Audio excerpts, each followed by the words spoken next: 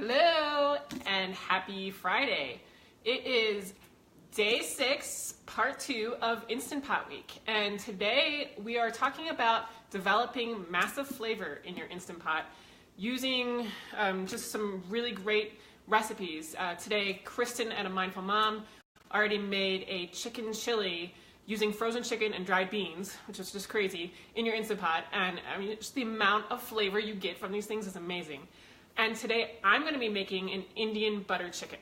So before we get started, I just have to set up and make sure I can see everybody's comments and just let people come on and all of that. Real quick, I can't talk and do this at the same time, I've learned. I'm just not able to. All right, I'm set. So, let's see.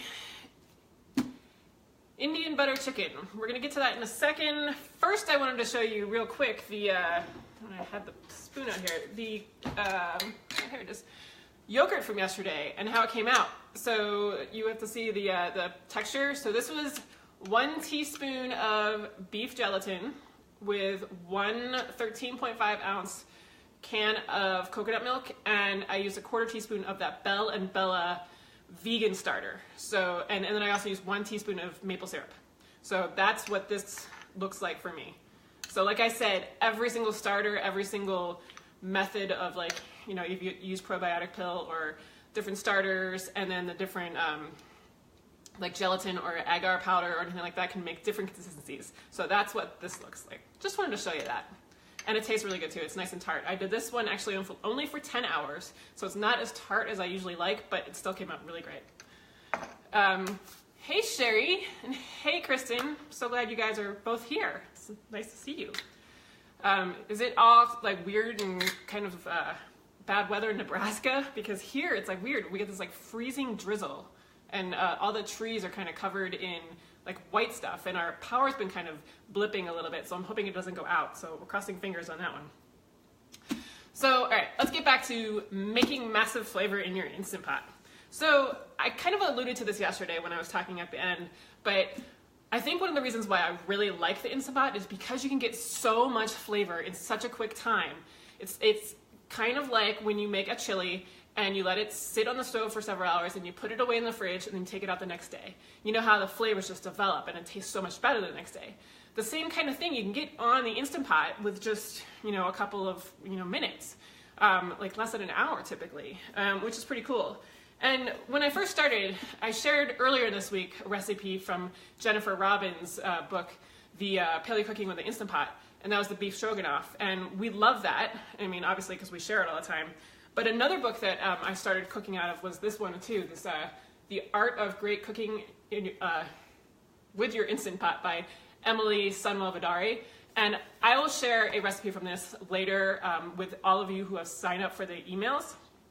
We're not going to do a demo of it, but this one, I know my husband, when I was cooking out of it, he was like, oh my God, you cooked that in the Instant Pot because that is so flavorful. And you did that in less than an hour. And I said, yeah, that's pretty, like, it kind of like light bulb went off in my head. And I was like, oh yeah, so that's one reason why you want to use the Instant Pot. And I just want to see.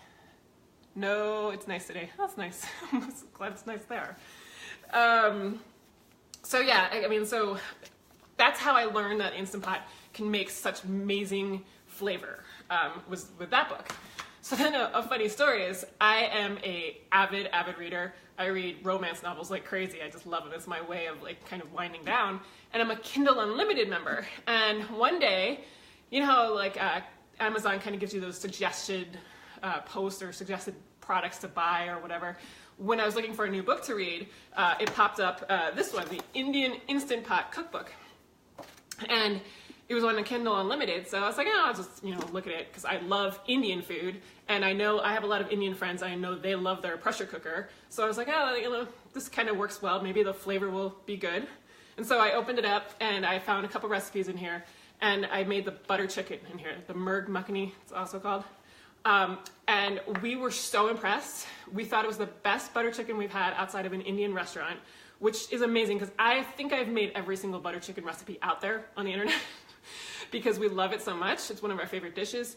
But usually the dishes, I don't know, they feel like they lack something. I've tried adding different spices. I've tried cooking them for different lengths of time, and I mean, just all kinds of things, and none of them have actually worked. I'm gonna turn this light off, see if maybe that will help with not doing that weird thing. But so, I'm like, we were just so impressed. So I wound up buying the Kindle book, and then I love having, hard copies of stuff, so I wound up buying the actual book too. So it's a really good book to have. It is mainly paleo kind of recipes, but it's not necessarily paleo, it just happens to be. And she also happens to have keto recipes as well. And it's, I hope I don't butcher this, because she might actually be watching. It's by Urvashi Pitre. And she writes at twosleevers.com. And she has a lot of Instant Pot, really great looking recipes out there. And she typically eats the keto diet. And she has a new book coming out for keto Instant Pot recipes. So you should check that out as well. So, we are going to work on the butter chicken today, and let's see, where I'm going to put this. I have no room. That's good there. Okay, so one thing with Indian food is that it does have a lot of spices, but that's where you get a lot of your flavor from, and so don't be scared of all the spices. It's just, these are typical spices I would think that you would have in your kitchen if you do a lot of cooking with spices. It's not like there's like some weird ones, because I know some of them use fenugreek or something. We're not using anything like that. These are just kind of normal ones like cumin and paprika, and garam masala might be the only one that's a little bit different than what you may typically have in your kitchen. I'm glad you're excited for this recipe, Kristen. So I actually have it already cooking in my Instant Pot, but I want to show you the process that I already went through, so that way you can get that. So we're going to pretend that this is the inner liner of my Instant Pot and that it's in my Instant Pot, okay? So just put on your thinking caps right now and think that. So the recipe calls for 1 can of organic diced tomatoes with the juice, like making sure you have the juice, because the juice is important. So you're going to put that in the bottom, and then I'm going to have to check these. So 5 to 6 garlic cloves minced. 1 tablespoon of minced ginger. And if you've signed up for our emails for this week, you will get a copy of this recipe in your email today, just so you know. And then, let's see, let's go down the list here. We have 1 teaspoon of ground turmeric. That's not coming out well. Okay, so the recipe calls for 1 teaspoon of cayenne pepper. My kids will not eat anything if I put cayenne pepper in it, so I omit it completely. You could adjust it for a half teaspoon or do the full teaspoon, depending on how spicy you like things. But like I said, they don't eat it, and as Kristen mentioned earlier today, if your kids won't eat something, there's no point in making it, right? So I just omit it, but it does call for that. And then 1 teaspoon of ground paprika. 1 teaspoon of garam masala right now, and there's gonna be another teaspoon later. Garam masala is just a mixture of a bunch of different spices. I use the one from Primal Palette because I really like theirs. It's nice and fresh, and they're always gluten-free. You don't have to worry about any of that. And then 1 teaspoon of ground cumin. And finally, 1 teaspoon of salt. So you just put all of these in here, and then you just give it a good mix. And again, we're pretending this is the liner of our Instant Pot. But my Instant Pot is occupied right now with the rest of this recipe, like that I've already done this part. All right, so I got that nice and mixed, right? This is the sauce, and then, hold on one second. I didn't want these thawing while I was hanging out. But so I have frozen chicken thighs. The recipe calls for fresh chicken thighs, but I did not go to the store to get fresh chicken thighs, not frozen. So as we learned this morning from Kristen, we can use frozen ones. And I had to text Kristen before we did this to make sure that I was doing this correctly and telling you guys the correct information. But like, when they are individually quick frozen like this, so this is just 1 thigh, you can usually adjust the recipe up the high pressure temperature or the high pressure amount up by about 5 minutes, and that should take care of it. If they are frozen together in like 1 pound, 2 pound bricks, like if you got something from Costco, you know, those packs from Costco, and then you put them in your freezer, you're gonna have to adjust the temperature up even more, probably about 22 minutes or even more. And really, like, all you have to do is just kind of, when it's done, you can let it sit for a couple minutes, then quick release the pressure, check to see if the chicken's done. If it's not, put it back in for a little bit longer. That's really all you have to do. But it is nice to be able to just do this with frozen chicken. So the recipe calls for 1 pound of chicken, but you can do more than 1 pound as long as they're like individually quick frozen like this at the same temperature. Remember, Instant Pot, it's more about the thickness and the density of the actual meat that you're putting in there rather than like the amount. So you can do 1 pound or 2 pounds at the same time, not a big deal, but if you're doing like a small piece of chicken versus like a big piece of chicken, you're gonna have to adjust the time. And hopefully I'm saying that all right. Kristen, correct me if I'm telling people wrong. So yeah, so you're gonna just put the chicken right here on the top in our Instant Pot. And then you're gonna press the manual button. Sorry, I can say that again. Press the manual button and adjust the temperature or the time to 10 minutes if using fresh chicken, 15 minutes if using frozen individual chicken like this, or 22 minutes or longer if using big chunks of frozen chicken. So hopefully we're good on that. So this goes into the spot, manual. Put that over there. All right, so now, why is it so dark today? It's like the weirdest lighting. Okay. So now I have my chicken and everything has already been done. I did this for you earlier today. And the next part of the recipe here, so it's already come down. I let it naturally release. So it took about, I want to say 12 minutes to come to pressure, and I'm a mile high up in the sky because I'm in the Denver area. So it should probably take about like 10 minutes or so if you're not at altitude like me. So it was 10 minutes plus another 15 minutes to cook at frozen. And then it took about, I would say like 20 minutes to come down from natural pressure. Typically you're okay if you let it naturally release for 10 minutes and then quick release if you're in a rush. But if you can let it just come down natural, it's even better. Especially with these kind of meats. But here, I don't need this anymore. Put that in here. Okay, so the recipe calls for removing the chicken. Make sure I'm doing that right. Yep. So once you've taken out, you remove the chicken, and that was frozen, and it looks beautiful. And just set it aside for a little while.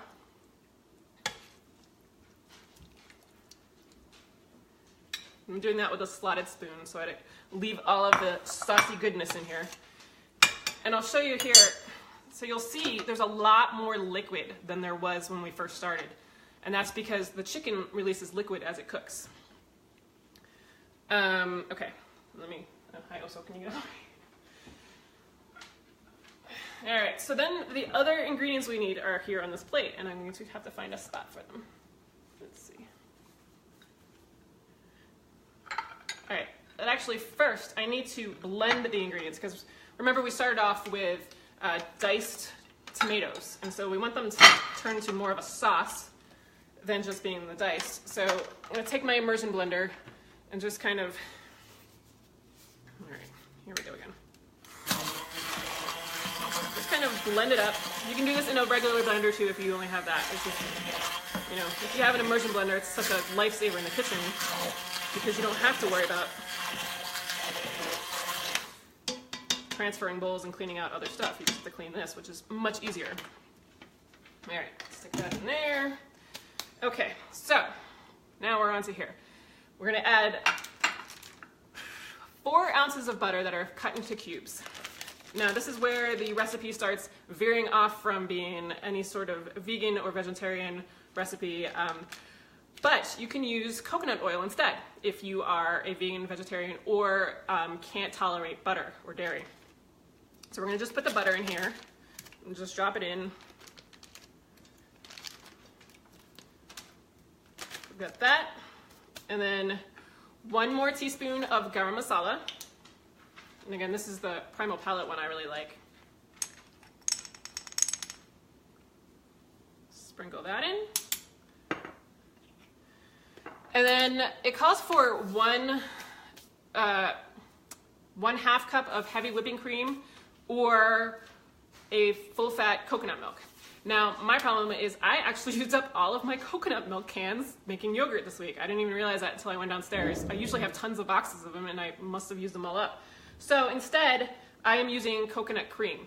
It's still gonna work and it's gonna just make it a little bit creamier actually. I tend to like coconut cream in place of coconut milk in some of these recipes where I want a creamier sauce. So it works. It still turns into like a liquid when you put it into a hot thing. And one of the reasons I also want to explain why you don't use coconut milk before you put it to pressure is because coconut milk, and I think regular dairy milk too, Kristen, you can correct me if I'm wrong, it doesn't play well under pressure. It starts to break down and it doesn't give you the creaminess that you want. So it's much better to put it in after you've done the pressure cooking.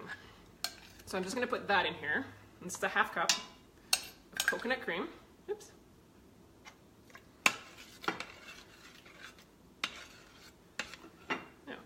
More runaway butter.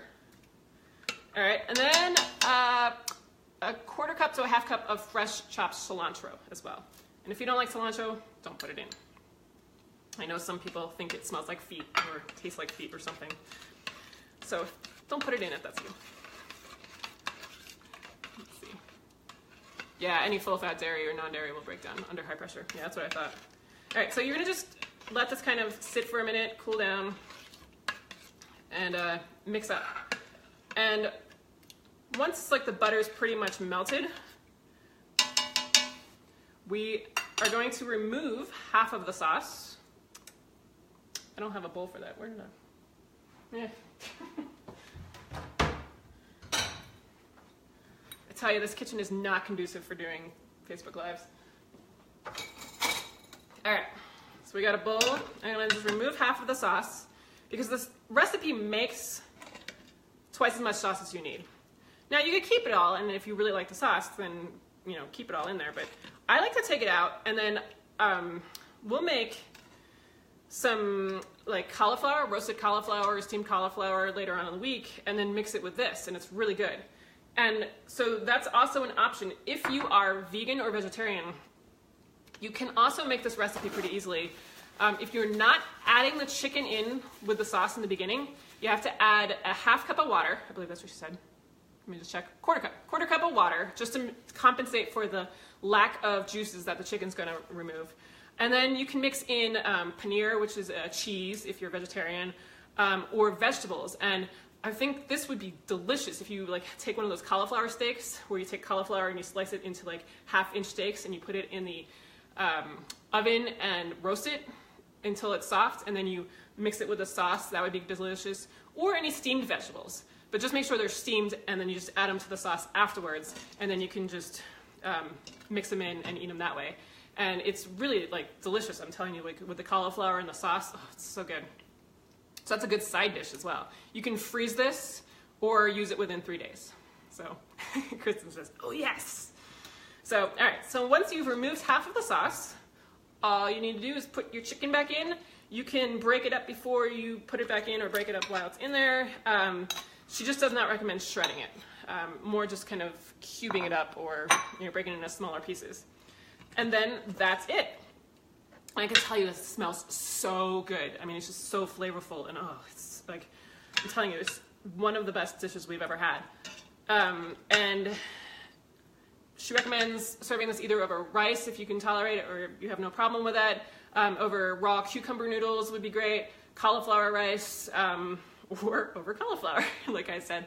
It's really, really good. And I'm gonna say, do I have anything else to say about it? Do we have any questions about this recipe? If we do, feel free to ask. I've told you about frozen. I'm just checking my notes to make sure I haven't forgotten anything. And the vegan options. I think I completely showed you vegan, right? If not, ask questions. Again, if you're watching this after the broadcast, then feel free to ask any of the questions later. We are checking our feed constantly to make sure there are no questions, and if there are, we are answering them via the comments. So ask away.